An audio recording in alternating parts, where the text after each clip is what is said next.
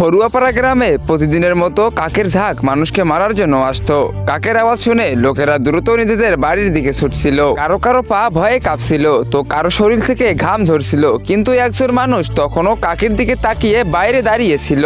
কিন্তু কি আর করার, যা হওয়ার ছিল সেটাই হলো। তখনই একটি কাক উড়ে তার কাছে আসে এবং সরাসরি তার মুখের ভিতরে ঢুকে যায়। তখনই তার মুখ থেকে হাজার হাজার কাক বেরিয়ে আসে, তার পুরো শরীর রক্তে রূপান্তরিত হয়ে যায়। কিন্তু বিপত্তির কথা হলো যে রাইমান ফরুয়াপাড়া গ্রামে ঘোরার জন্য আসছিল এবং সে কাকের সম্পর্কে কিছুই জানতো না। রাইমান উড়তে উড়তে গ্রামের একেবারে মাঝে নেমে যায় এবং যা হওয়ার ছিল তাই হলো। একটি কাক দ্রুত রাইমানের দিকে আসছিল এবং তার মুখের ভিতরে ঢুকতে যাচ্ছিল। ঠিক তখনই পিছন থেকে কেউ গুলি চালিয়ে কাকটিকে মেরে ফেলে। রাইমান পিছনে ফিরে দেখে সেখানে রামু নামের একজন লোক ছিল এবং সেই কাকটিকে মেরেছিল। কিন্তু রাইমান রামুকে দেখে রেগে গেল এবং তাকে বকাবকি করতে শুরু করলো। এ কি করলে তুমি? একটা নিরীহ প্রাণীর জীবন নিয়ে নিলে? তোমার ভিতরে কি মন নেই? শুধু তোমার নিজের আনন্দের জন্য কাকটাকে মেরে ফেললে? তখন রামু বলে উঠলো, আরে রাইমান, যদি ওই কাকটাকে না মারতাম তবে তুই নিজেই কুকুরের মতো মরে যেতিস। আসলে এই গ্রামে রোজ মানুষকে মারার জন্য কাকেরা আসে। লোকেদের ঠিক তখনই নিজেদের বাড়িতে চলে যেতে হয়। যে মানুষ বাইরে থেকে যায় সেই কাকেরা তার মুখের ভিতরে ঢুকে তাকে